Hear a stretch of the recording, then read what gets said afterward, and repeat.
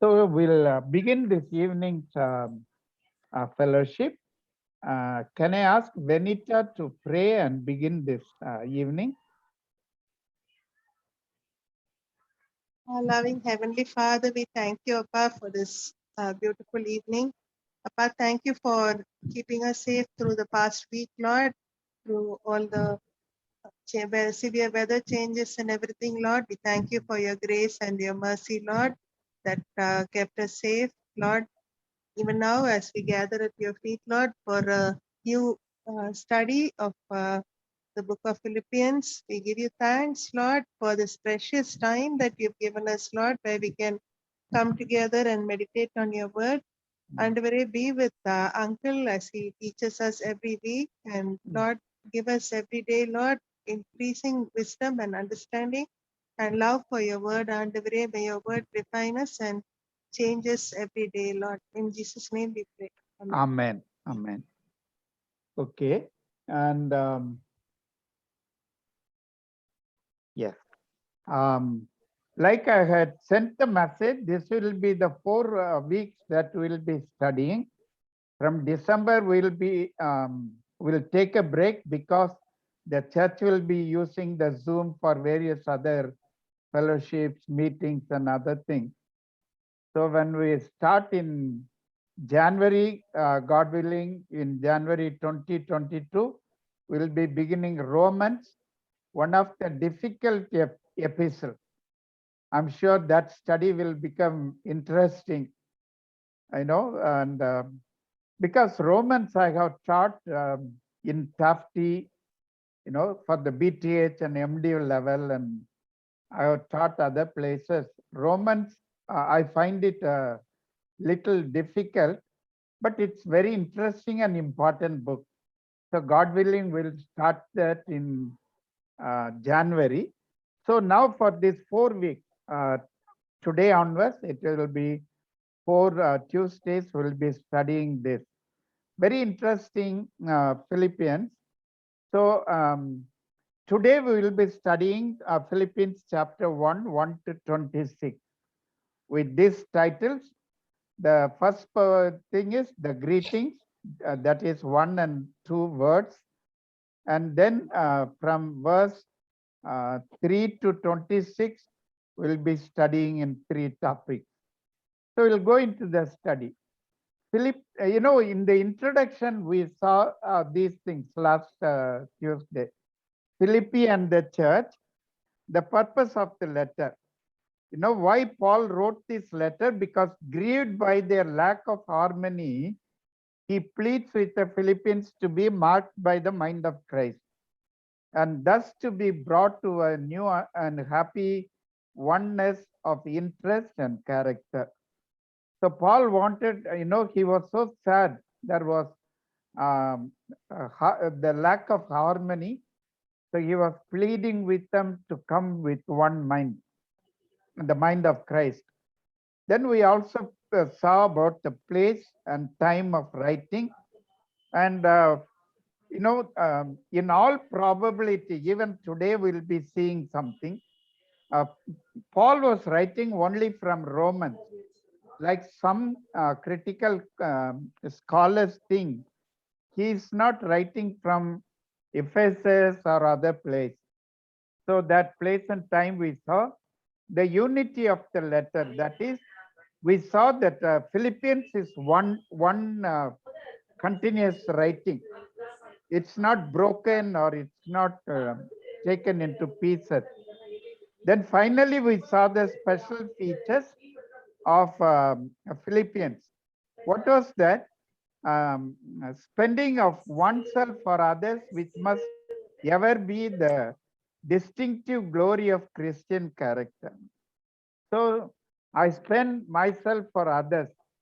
That's what Paul was expecting from the Philippian church, because he was writing to a church which was partnering with him in many ways, not just the financial support. They've been sending people to assist him in so many other ways. So Paul was writing, spending of oneself for others, which must ever be the distinctive glory of Christian character. So even as we begin, I feel personally that we need to have this in mind. Like Paul reminds, no, let the mind of Christ be in you. The mind of service, the mind of helping, the mind of spending yourself for somebody else. So that should be our aim. Okay, today we'll see the greetings, chapter 1, verse 1 and 2. Paul and Timothy. Paul links Timothy with himself both as a dear colleague and as one who shares his burden of love for them, and whom he will therefore send them. They are servants, slaves. Literally, the meaning is slaves. There is a difference between a slave and a servant. Servant can choose to stop his service, but slave cannot. He is bound for life. So they are servants of Jesus Christ Jesus, those who freely acknowledge his dominion over them with its twofold right of complete ownership and of disposal of them at his pleasure. Here, as often in Paul's writing, the order is Christ Jesus. Paul uses the term, interchange. He writes Christ Jesus in many places. This sets him forth as pre-existent yet superior to humiliation on earth.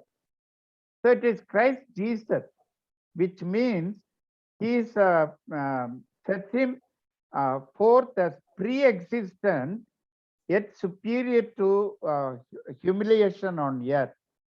And he also uses the term as Jesus Christ. There is a difference between using Christ Jesus and Jesus Christ. Why? Jesus Christ views him as despised and yet subsequently glorified. In Acts chapter 2:11, Acts 2:36, you can see this, Jesus Christ. The former is peculiarly fitting in this letter where Paul presses the example of the mind of Christ in him, self-humbling. If you look at the word in Philippians 2:5, how he humbled himself even to the depth of the cross and taking the form of a slave. So Paul predominantly uses Jesus Christ here to express that Jesus, though he is the high in authority, but how he humbled, but because of his humility, in no way his glory was taken away from him. Ultimately, he is glorified. So in another way, Paul is trying to teach, you humbling yourself will take you to that level of glory of Christ. So don't hesitate to humble yourself. No, I'm sure many of us have faced situations where, though we have not made the mistake, we had to go humble enough and ask them for what? Forgiveness, or, I'm sorry this has happened. We have to go and take the initiative. But by doing that, in no way we will become lower. We are glorified with Christ. So Paul is trying to express that very clearly. Paul addresses three classes of people here. Who are those classes? Saints, in Greek, hagioi, and overseers, episcopoi, and deacons, diaconai. That is, deacon means ministers, those who attend to the well-being of others. Again in Paul's writing, he will be using these words very often. the saints. He calls all the believers as saints. And then overseers, people who are given some definite talks. And of course, deacons are they are for we'll be seeing that anyway. Saints refers to the whole body of Christians as the holy people of God, set apart for Him in Christ. So all of us are known as what? Saints. The people who are redeemed by the blood of Jesus, washed by the blood of Jesus, we are called as saints. The overseers, identified with the elders in Acts 20:17 and 28, and in Titus, are a recognizable group within the church. This is not surprising, for as early as Acts chapter 14, we find Paul and Barnabas appointing elders in the churches wherever they went in Asia Minor. So they already went and started a church, and they appointed overseers. They were to take care of the church. And so Paul and Barnabas was already doing that. Then deacons are likewise a recognizable group. Again, it's a big number. And according to New Testament usage, includes those who minister in spiritual things. You can find it in 1 Corinthians chapter 3, verse 5. And in temporal things, Acts 6:3. That is, spiritual ministry they have, as well as temporal, the physical thing. In Acts, what do we read? We read about those 7 deacons who were made to take care of the needs of the widows.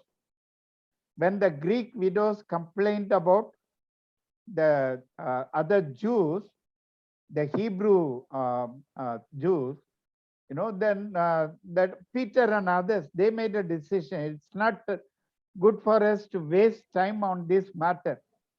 But they set a quality, quality control was there in today's term. They must be also filled with the Spirit. They must be men who are recognized. So it's not just the ordinary stewards, can be anybody. They need not be only administrators, but they should be spiritual administrators. So these deacons, they both had the spiritual ministry and also the physical or temporal ministry. The order is striking in that saints are addressed first.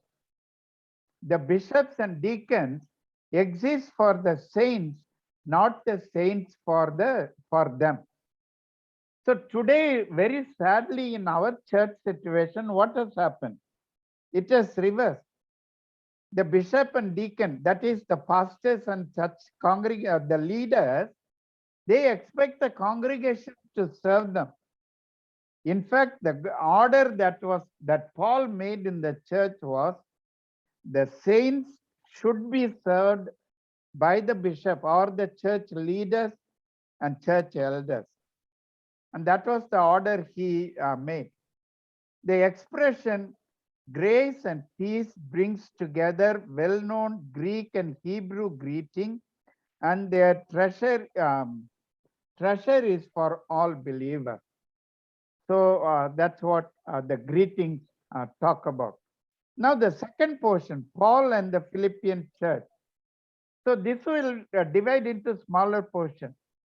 First, we think of 3 divisions we'll make: thanksgiving, confidence, and prayer. So verse 1 to 3, 3 to 11, we read about Paul's beautiful prayer. If you read most of his epistles, Paul will give his prayer for that particular church. And the prayer what he makes here is very beautiful prayer. So in our reflections later, we'll be discussing something about this. So glad is Paul at every mark of the work of God in the people that thanksgiving characterizes. All his letters say to the Galatia, to the Galatians only, he has to write about some correction, praying for. But in all, most of the other letters, he gives thanks to the Lord. Here he thanks God for God every time he remembers them, and even in memory of stripes and prison. So Paul was writing this from the prison, though with the limited freedom that he had, but still he was in prison. And there was a man who had tied his hand to his hand. So he is kind of in a very uncomfortable situation. But when he thinks of the believers in Philippi, and what does he say? Whenever I think of you, I give thanks. No, I thank God for every time I remember you, he says.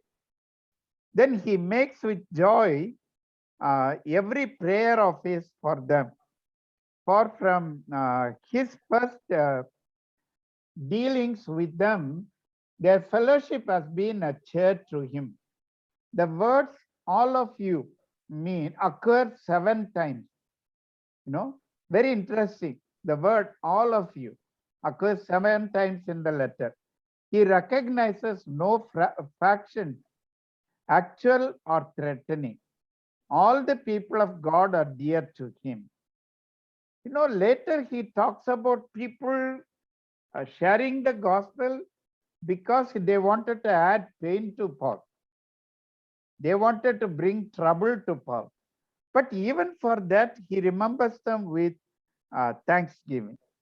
All the people of God are dear to him. Their fellowship, their partnership has been marked by their special interest in him. In 4:15, he says, you only you were with me in helping. In Philippians 4, we will see that.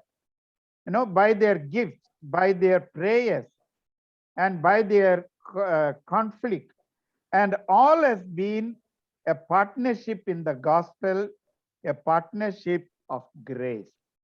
So Paul was trying to tell them, whenever I remember you, I thank God for you for two things: partnership in the gospel and partnership of grace.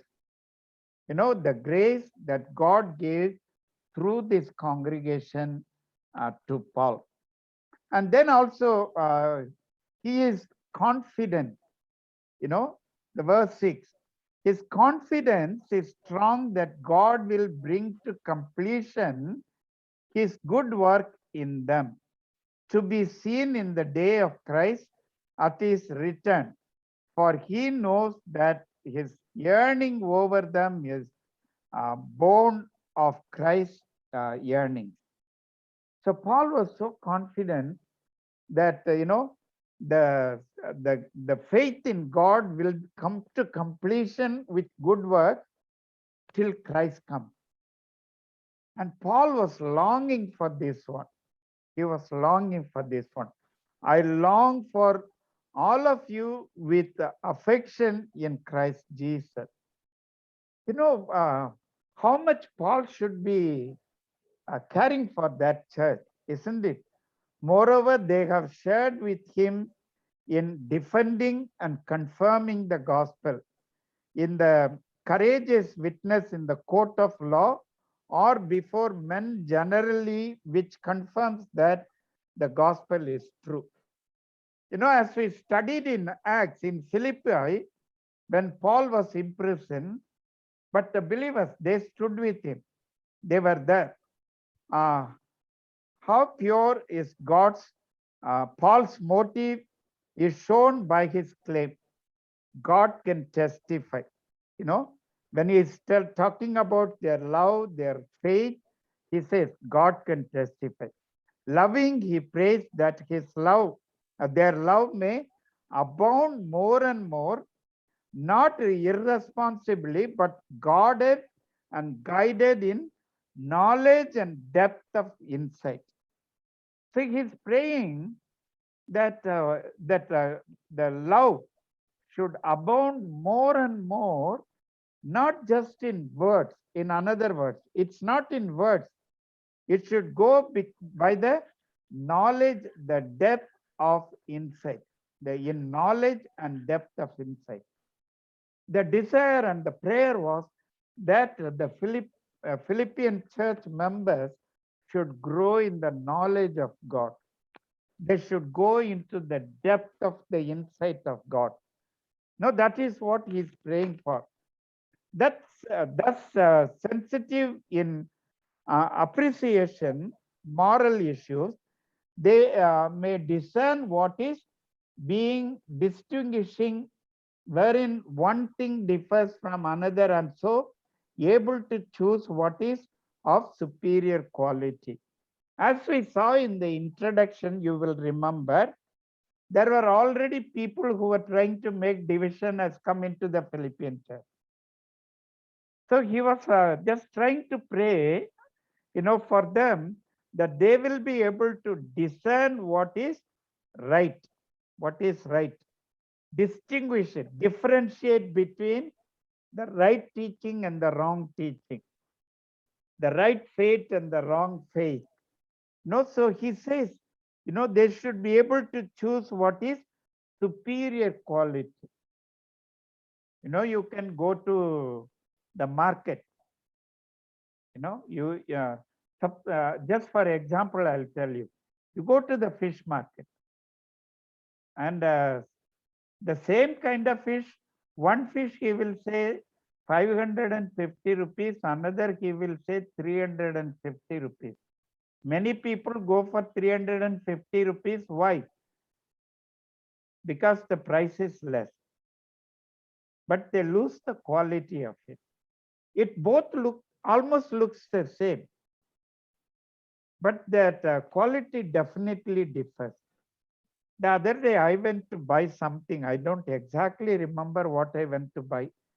But anyway, they show that sales girl, she was showing me different pieces. Okay, it was a cover for my washing machine. So she was showing so many things. Then she showed me one material and she said, sir, this is little costly, but it is washable and it comes longer. You buy this material is this. The choice was mine. I could have chosen a cheaper one, but lost on quality. And today I have a beautiful cover because I didn't mind the cost, but I wanted a better quality material. So even in faith, when duplicates also were very common in those days, what Paul was praying, Lord, help them to discern and choose the superior quality for their spiritual life. And that is what Paul was praying for. Their love will then be keen-sighted for each other's good. Moreover, they will be pure and blameless. What Paul was praying for them, they need to be pure and blameless in singleness of motive before God and without cause of stumbling to themselves or to others unto the day of Christ. So Paul was praying they should be pure and blameless so that they will not become a stumbling for themselves or for the others. So see the beautiful prayer that Paul makes.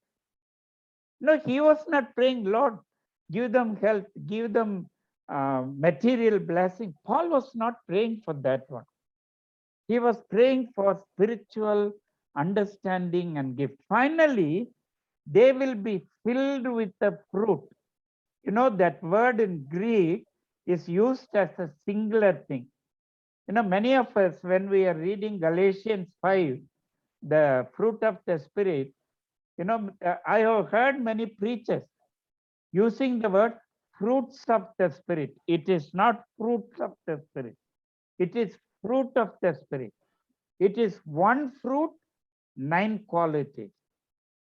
Now, Paul is using words very carefully. So we need to understand that. So here again, Paul, when he is praying for the Philippian believers, he is filled with the fruit of righteousness.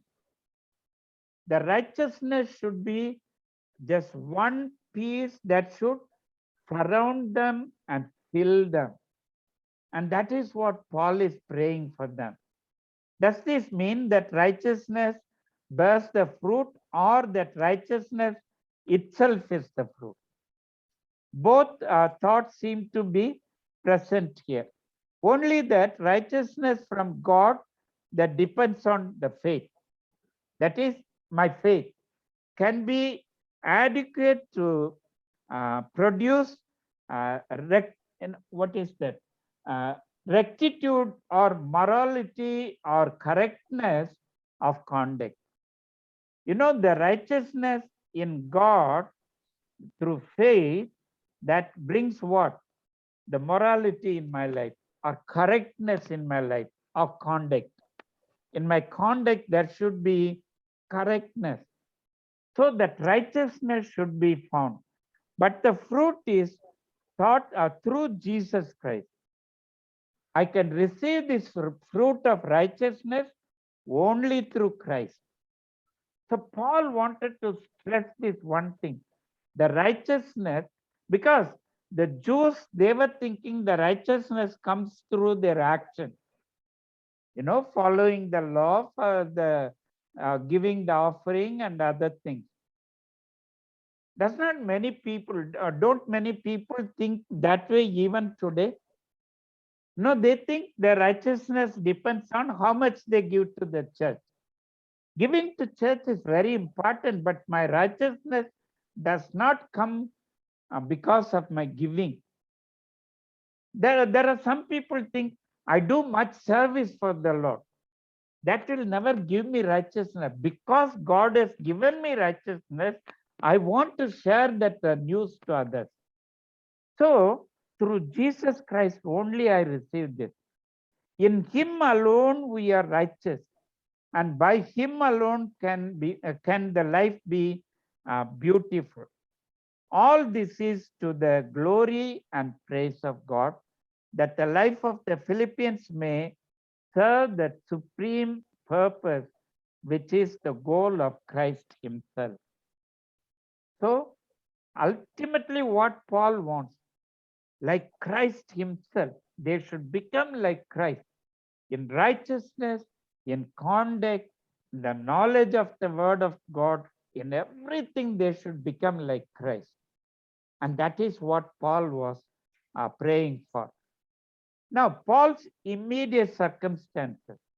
Verse 12 to 20, Paul is giving some insight about his immediate circumstances. A note of triumph pervades this section. Paul rejoices in the overruling of God that turns to good things that might well discourage. You know, he seeks that the cheer he has received may be shared by them in their conflict. All this mingled experience has really served to advance the gospel.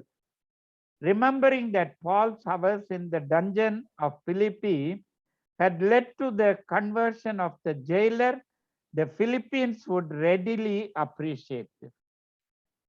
You know, the circumstances. So Paul was thrown into the dungeon, you know, and Paul and Silas, they were thrown into the dungeon, and they were still rejoicing. Because of that, what happened? The jailer came to know the Lord, and there were his whole household, and definitely there were other people also who came to know the Lord. So remembering all these things, Paul is telling all these serve to advance the gospel. Even my problem, even my imprisonment, even the most difficult thing that helps, really it serves to advance the gospel. So that is, so he's not blaming the situation. How many times we, including me, we blame the situation, isn't it? Now, for the rain and the stagnant water, what do we? Now, people are blaming each other. The present government is blaming the previous government. The previous government is blaming the present government, telling you are not taking any action. And then the people are blaming the government, whereas they themselves have made the mistake of building their houses inside the lake. You know, so the blame game is that Paul was not trying to blame. He's trying to, give thanks to God for all the circumstances, even the worst. The gospel has made progress both in his testimony among his gods and in the stimulus given to other Christians to more zeal in preaching Christ. It has become clear throughout the whole palace gods. That's what he writes in verse 13. The Praetorians were the imperial bodyguards, those powerful and sometimes turbulent troops of whom the emperor was praetor or commander-in-chief. What a mission field Paul has had among these gods. So he was imprisoned. The gods were the most, watchful. At the same time, they could become cruel also. But even in that difficult situation, what does Paul is telling? Even to the whole palace guard, it has become clear why he was imprisoned, and maybe they have come to know about Christ.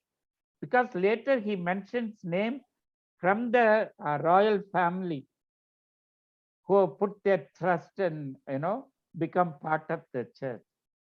What a mission field Paul had among these gods. And his testimony has grown beyond them. And he says, everyone else, it's not only the Praetorian gods, but everyone else, to all others who have heard of this prisoner. If Paul is writing from some other place than Rome, then Greek word, Praetorian, here means government house, or like earlier mentioned in Mark, John, and Acts, the New English Bible, it uses the word to all at headquarters here.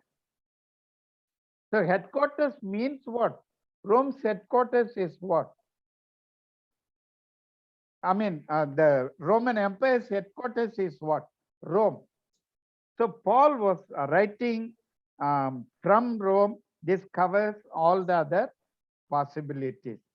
Now, the impact of Paul's witness has been widespread among the Christians of Rome.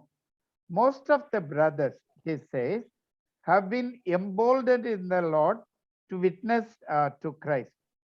So because of his imprisonment and the boldness Paul showed in the imprisonment has emboldened, that has strengthened the other believers, other Christians to witness boldly. Yet the apostles note two classes among them. Some are moved by envy and rivalry. Their preaching is out of selfish ambition, supposing that they can stir up trouble for me. So there are two kinds of people. One group was trying to preach. They were emboldened to preach, but some were doing it out of envy and rivalry, out of selfish ambition. They wanted to make themselves big, and also stir up trouble for Paul in prison.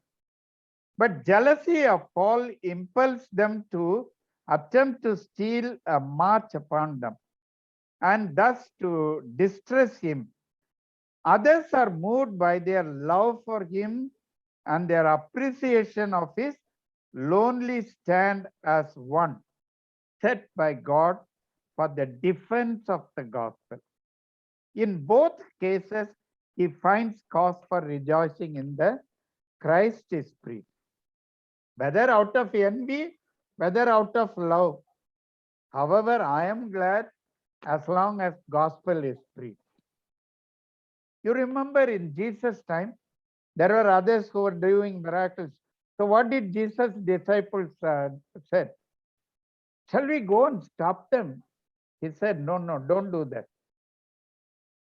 Anyway, let the gospel be preached. Why this teaching is there, we need to understand that. Ultimately, all will come to stand before the judge one day for whatever they have done. So whether I'm doing it out of a goodwill or envy and selfishness, God is not going to pluck me immediately. But he will ask me an account on that final day. I'm accountable to God one day. So every believer, every ministers of God need to take this to their heart. And I know that will turn out for my deliverance. Let them do anything, but it's going to turn out for my deliverance. On the lips of such a man as Paul, this means far more than deliverance from bonds. The latter are incidental. His deliverance is related to the great purpose of his life and consists of being preserved from any failure to honor Christ. And this will be achieved through your prayers and help given by the Spirit of Jesus Christ. So he is requesting them to pray so that the purpose of God will be accomplished. In answer to their prayer, the supply, the rich provision or support of the Spirit, his abundant blessing will be poured by God into Paul's life.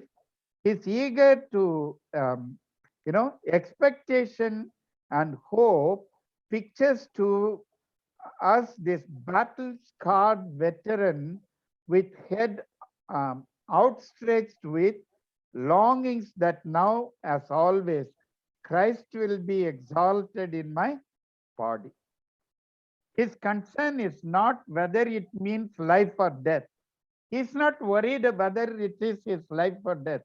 He was not afraid of death, but only that through his Christ may be glorified before men and seen in his true greatness. So Paul, even sitting in that condition where his life was not very certain whether he will come out of the prison or whether death will be granted to him, he was not afraid of all those things. The only desire he has is Christ should be exalted in my body. Christ should be. What a challenge for us through Paul, isn't it? And in such a situation, how many times when we become sick or when something bad happens in our family, can we say Christ should be exalted through this? I have seen this in some people's life. The most tragic events, they never uttered a word of complaint. How I praise God for such life. Sometimes, when I see people like that, I think of them like Paul. In the worst situation, the only desire they had was exalting Christ, honoring Christ. And so Paul is telling all these things, whether envy and all those selfishness and people working against me and the Roman government keeping me in prison and all this turn out for my deliverance. The deliverance does not mean deliverance from prison. And very indirectly, Paul is mentioning about the death. So Paul and his prospect, the last portion, verse 21 to 26. So Paul and his prospect. As for himself, the outlook is only bright. Life for Paul finds all its meaning and unity in Christ. This is life indeed. Death is gain for death is gain. For then the momentary, the vision of the Damascus road, for the momentary, the vision of the Damascus road will become one abiding. If he lives on, he says this will mean fruitful labor, literally fruit of work. That is, the more work, the more fruit. That's what Paul is expecting. His dilemma is between two good things. He's torn between the two. His joy, his heart's longing is to depart. That the depart word will mean to break camp or to set out on his last journey. To depart, the word that he uses literally will mean to break camp. You know, people when they make camp and the work is finished, they roll up all their tents and they break camp, they go back. So it literally means that break camp or to set out on his last journey and be with Christ, which is better by far than the richest experiences on earth. And Paul, what is trying to say?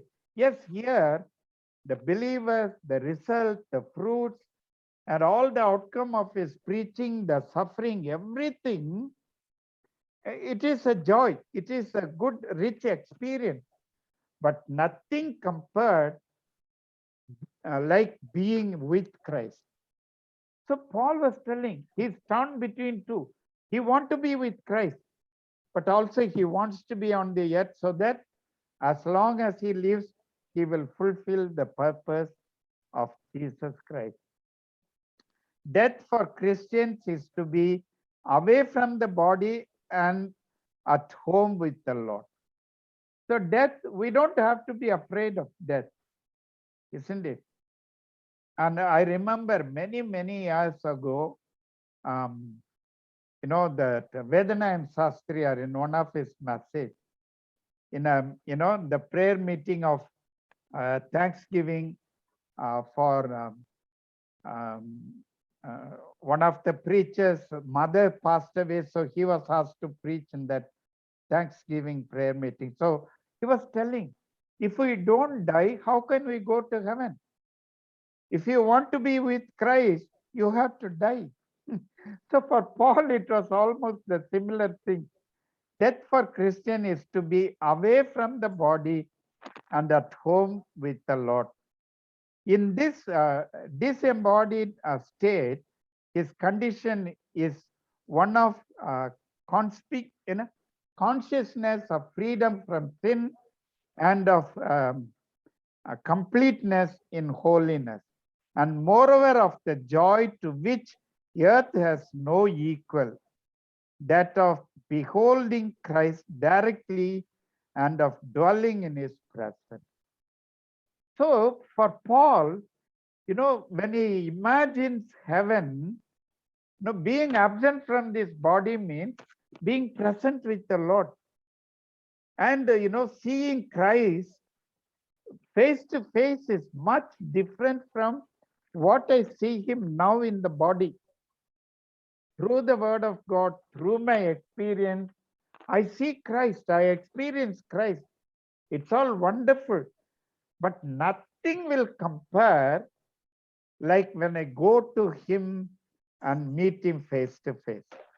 So for Paul, death has no fear, but only gladness. On the other hand, their joy, their good, lies in his remaining for their help. His joy or their joy.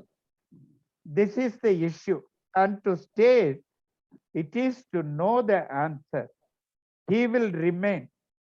The result on their part will be joy in Christ Jesus, for his goodness in sparing Paul to them. So, if Paul will still remain alive, it is good for the believers. And especially he's telling it's good for you. So Paul is torn between two thoughts. What are the thoughts? He wants to be in Christ. Maybe, I personally imagine, it's not in the scripture. Personally, I imagine Paul should have gone through the difficult experience in the prison. And maybe he had unfavorable situation. Okay. And he is in a Roman prison now. So, and also Paul is getting old. Maybe he had his own physical weakness. So, maybe because of this, naturally Paul wanted to be away from the body. He wanted to be with Christ. He knew being with Christ is in a happiest place.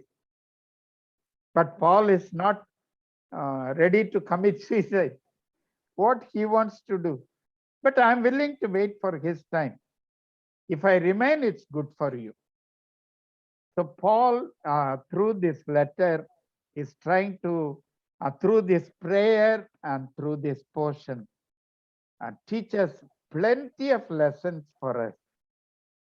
If only we take time and read and meditate on every sentence, it's a very rich thing. So when we study Paul's epistle, that's what we are expected to do. For our study today, we can't do that little by little. If we go, it will take a long time. But at least I would encourage you to do that personally. And so that we will glorify God. Now we'll have 3 reflection questions. 1, what do I pray for others? Or what I want others to pray for? All of you can unmute. All of you can unmute and start giving your, answers. What do I pray for others? Usually, what do we pray for? Somebody says, I'm sick, we pray for the sick. Or somebody says, I'm in a difficult situation financially, so we pray for the financial situation. Or what I want others to pray for me. When do I send out a prayer request? When water surrounds my house in a flooded situation, then I send a SMS or a WhatsApp message to people telling what? Pray for me, I'm in a situation like this. What I pray for others, what I want others to pray for me. Yes, you can share.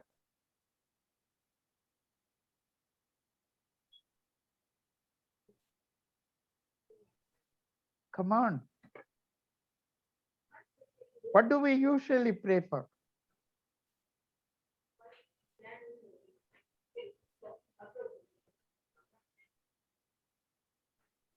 No answer. But as I told, many times we are, after studying the prayer of Paul, how much we need to look back at our own prayer. Do we long for these things for our own friends, our own brothers and sisters? No, that's very important, isn't it? And yearning, longing for the spiritual. Why we pray, we have to give importance to the spiritual thing, because all these earthly things are temporary. Yeah. The day I die, all these things will remain here. What I have gained for Christ, only that I can take with me. So we need, when our prayer life, how much we need to improve our prayer life. That's what I want to emphasize this evening. Second thing, can I accept someone preaching the gospel out of envy? Can we?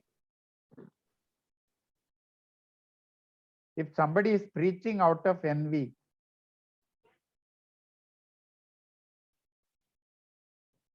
Okay, I'll put it in another words. We have our own church where we have been members so long. Somebody else, some another small independent pastor comes and starts another church just opposite to us. So some people start going there because there the singing is good and the preaching looks very attractive. So people move there. He is also preaching Christ. How will we react?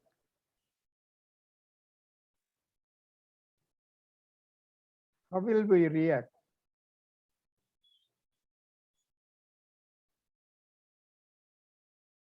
Today, all have decided not to speak.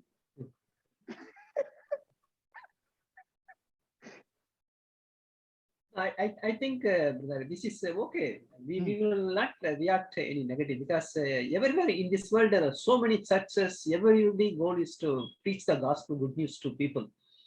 So in that point of view, it is okay. It is their own choice. They can let them go to any church. Let them go and pray gospel, listen the gospel. Things fine that it is the freedom. People say we can accept that freedom. Okay, people can go and take the preach. We will not offend or envy. That's what this is my Yeah, perception, wonderful. yeah. Thank you. Thank you very much. Uncle, in our church, there'll be message sometimes from the pulpit Yes. attacking the theology of the other group, especially if it is a charismatic group or something. Then the traditional church will say that doctrines are wrong and people are getting misled. You don't need, they'll attack all the sacraments. The thing is to try and keep the numbers up. It is seen as, I have heard it. So Yes, yes, it happens in mainline churches. True, what you say is true, Vanita. So what is the remedy for this one?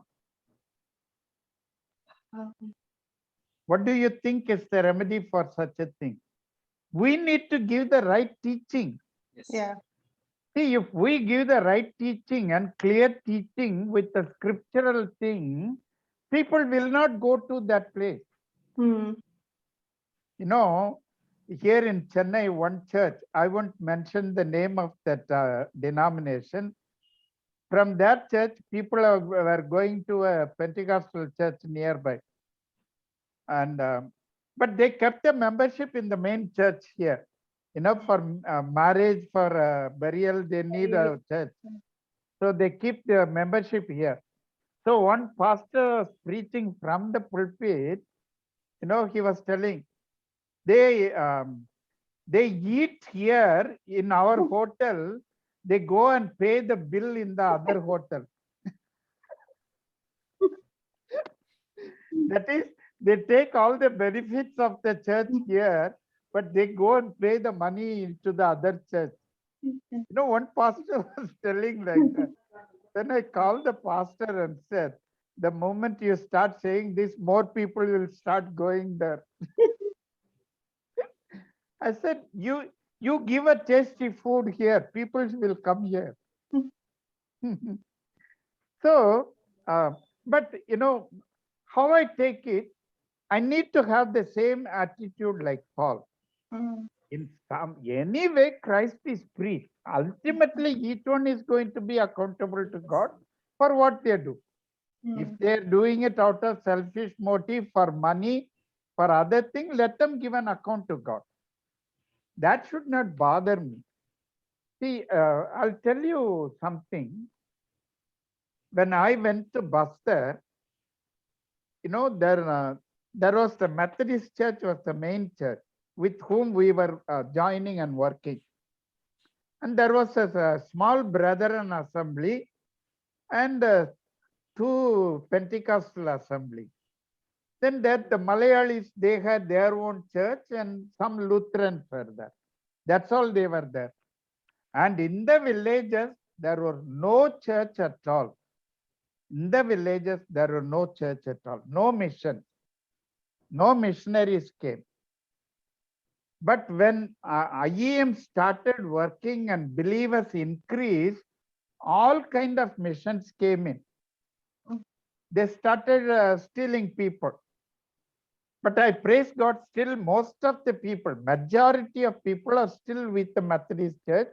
And as the teaching is still being given correctly. So they still continue with the math.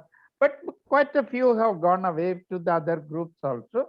But I also thank God that people who came newly to steal people from this church, they have also reached out to many villages.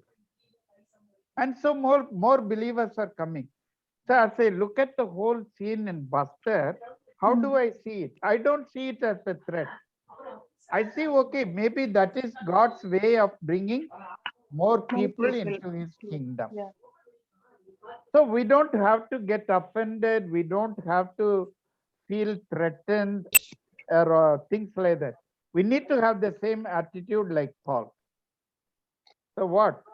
Whether the gospel is preached out of envy, selfishness, whatever it is, if Christ is preached, I'm glad. I'm happy.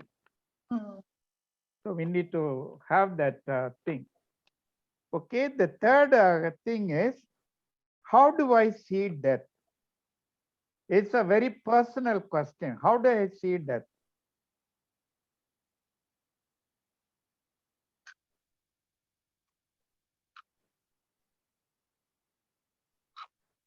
Do I see death as something fearful, or do I welcome death? What, you are asking a question like this? Can anyone welcome death? Paul was telling, I would prefer to be with God, Jesus Christ. He was almost welcoming his death. And he was so prepared. That's one reason. So simply saying, if I am ready, I'm not afraid of death. Let it come anytime, through any means, whether sickness, accident, or anything. No. And Uncle, sorry that I'm using your name as an example. Uncle Bond, last year, December 6th, his daughter and granddaughter went out. They were coming by scooter. They never returned home. Only the bodies were brought. I've seen Uncle in the prayer meeting. I went to see him before they took the body to Kadalur for burial. So I went that day also. Uncle had no complaint. The boldness he showed and showed the faith he had on eternity. Even later when he had a prayer meeting, and such a wonderful prayer meeting where a lot of people, his daughter's students came and testified how she was showing Christ. Caroline was Pramila Caroline, she was such a witness and a blessing to God. Though it was an unexpected death, still we are not sure how he died. Whether it was accident or something else, we are not sure. But then I can very boldly say, knowing Caroline for so many years here in our church, and she is in a happier place. How do I see death? Do I see death through this world's eye, or do I see death through eternity view? Paul was looking at death through Christ, through the eternity view. And that's one reason he was very bold. So he was telling, I would like to be absent in this body here and be present with Christ. And that's what I want. But then he says, being here, it is necessary for you. It's good for you. So I'll be here as long as God wants. But when it comes to Timothy, 2 Timothy chapter 4, he was very sure his death has come. He said, I'm already ready to be poured out like a drink offering. And he was not speaking something of fear.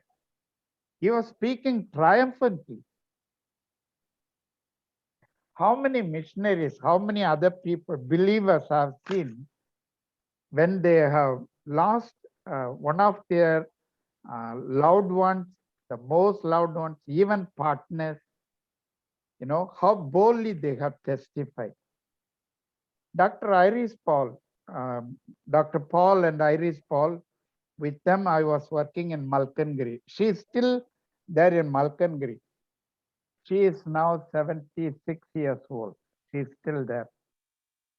And Dr. Paul had kidney problem. And he developed heart problem. They brought him to Vellore. Actually, Dr. Paul himself drove to Vellore from Chennai. And when he was admitted there, Dr. Mrs. Paul, Iris Paul, she wanted me and my wife to come and be with them during the surgery and after that. So we went. We were in Hosur at that time, so we came to Vellore and we were there. He was taken into the surgery room and he never came out. He died. When the bypass was going on, whatever that has happened, he passed away. When Iris heard about this, she just went to the room where she was staying. So we knew she had gone there to cry. But within few minutes, she came back, beautifully dressed and so neat. And the funeral was in the same evening. So no, it was the next day the funeral was there. The funeral service, she stood up and testified to God's goodness. I still remember that beautiful look, the confidence with which she preached. They wanted to her parents wanted to take the body to Chennai to have a grand burial and all. She said, no, why waste money? Bury him here in Vellore itself. So Dr. Paul's body is buried in Vellore. Is still there. But she continued. And she continued the ministry. And she is continuing the ministry. So death need not threaten us. That's the message I would like to leave you with. With all that, the mind of Christ and all that we have seen, the fellowship with Christ and everything, that death should not threaten me. In fact, I should desire to die because being with Christ is much better than being on this earth. But when we think of our own family situation, we do want to live, don't we?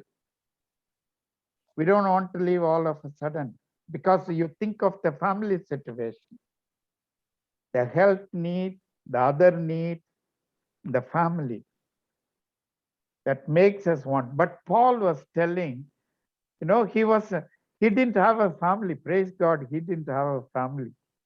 So he didn't have to worry about his wife and children. He was a man alone. So, but the concern he had for the churches, they were all his children. All the churches he established, they were all his children in spiritual terms. So he was telling, well, I would love to be with my Lord, but it's good for you if I'm here.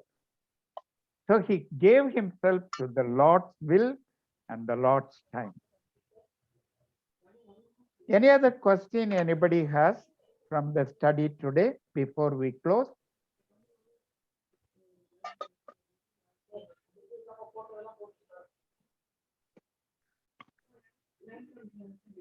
Uncle, so Paul's prayer Hmm. that he prayed for the Philippians Yes, was for their love to be perfected, to come as close to Christ's love Yes. as possible, Uncle. That's right. That's the Okay. main thing. And also to reflect Christ. Okay. So he uses this word again, let this mind be in you that was in Christ. Mhm. You know, there are quite a few times in other epistles also. What does Paul write? He's writing, follow me as I follow Christ.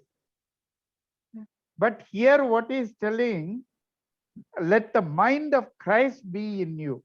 Hmm. So even when he's telling, follow me, he's telling, follow me as I follow Christ. So again, he sets Christ as an example. Yeah. I love that verse, Uncle. I'm trying to get it into my head, trying to learn it by heart. Yes, It's a very beautiful prayer. that's So, right. and Yes, gave so much insight into how God loves us. I mean, that's That's the love He has for us. He knows all our shortcomings. He has Mm, complete knowledge of us. And if our love generally is a very emotional love That's based right. on feeling. mm, So to love like Christ would mean putting that aside and sometimes loving somebody who's very unlovable, That's right. having that knowledge. So under maturity, I don't know. I'm long ways from that, Uncle. But it was a very. I mean, I've never read that verse like that, so Yes, it was nice. yes. Thank you, Benita. And Kannan and uncle had sent their short no reflections from Yeah, it what was they very have nice. studied. Thank you, brothers, for sharing. Thank you, Yes, sister. yes. Okay, if there is no other thing, then shall we close with a word of prayer? Yes, Uncle. Praise God. My husband has reached safely, Uncle. Oh, okay, thank From God. Bangalore. Yes, Yeah. Okay, thank you, thank you. Mm. Okay. Her husband went to, I mean, day before yesterday, they reached Nagarkoil. So yesterday he traveled and went to Vellore to attend their daughter's graduation in Vellore, CMC. Yeah. So he has traveled back to Nagarkoil today and just reached. Yes. So thank God for that Yeah. one. Yes. How is your knee, Venita? It's getting stronger, Uncle. Okay. I still have some soreness, but Yes. mainly just resting. I haven't gone back to work. I won't Yes. be back to work in I don't know, 2-3 Yeah. weeks. Yes. Yes. We keep praying for you. Yes. Thank you. Thank Thank you. Okay. Any other prayer request?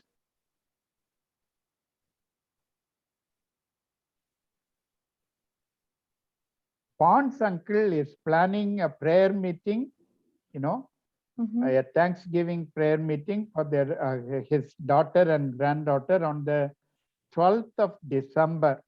Excuse me, brother. Yes. I think we'll be having storm between 4 and 11 of December. Oh, okay. And there may be flooding in Madras. Okay, okay. So I may have to change the date Okay, okay, okay, okay. Yeah, but to anyway, a uncle is later date. yeah, uncle is planning a prayer meeting. So pray for their uncle also. And last Sunday, after so many months, we went to the church. I was so happy to see uncle and Evangeline there in the church. Though we see each other through Zoom, nothing like meeting personally and shaking hands. So it was so nice to see uncle and Evangeline last Sunday. Okay, anyway, we'll see. We'll see whether next Sunday we'll be able to go or not. I'm not sure. Because of this rain, we can't say anything in Chennai. Especially that part gets flooded. So you have to be very careful also. Weather forecaster said Yes, rains throughout this month up Yes. to December 11th. yes, So I do not know how it is going to be. yes. No, they are already giving red alert and they are telling it's going to be very bad. So we need to pray for the people. We need to pray for the leaders, government leaders to take the appropriate steps. And at least during the other dry season, they should do something to solve this problem, proper drainages and other things. But our people also need to be, with some good sense. They clean the drainage, these people will go and dump all the garbage inside that one. Then they will complain about flooding. So we need to pray to God for guidance for the leaders and also, wisdom for the people also. We need to pray for them. Okay, we'll pray and close. Our loving Heavenly Father, want to thank you and praise you once again for this evening. Thank you for everyone who came, and we also pray for Daya, Lily, and Lord, as she will be going to the airport. She would have gone to the airport to leave her daughter. I hope the flights are going because we already had, even the airport is flooded. Pray that you will guide her and Sarah in this matter. And Lord, we also pray for others. Especially we thank you that Vanita's husband returned safely back home. You gave him a safe travel from Vellore to Nagarkoil. And Lord, be with Vanita and continue to strengthen her knees. And Lord, you continue to help her to bring glory to you. Commit each one of us into your hand and pray for your wisdom and for your grace. Be with us and guide us. Especially commit Uncle and Evangeline. Be with them and continue to meet all their needs. It's not just the physical needs, even the emotional and the physical needs. And especially as Evangeline is getting ready for her public exam, Lord, we commit her into your hand and pray that you will help her to remember everything that she has studied so that she will be able to score good grades, and even the next year that you will guide her, oh God, and continue to be with each one of us and continue to lead us and bless us. And even tonight, once again, we surrender ourselves into your mighty hand and pray for your blessing and protection upon us. In Jesus' name we pray. Amen. Amen. So thank you very much, every one of you. And Thank you, good Mama. night. Thank you, brother. Thank you. Thank you. Good night to you. Good night. Good Good night. night. Good Good night. night. Good night. God Uncle. be with you. God bless you. Thank you. Thank you. Thank Thank you. Thank you. God be with you too, Uncle. Thank Yes, you. Mama. Thank you, Ma. Thank Thank you. Thank you. Yes.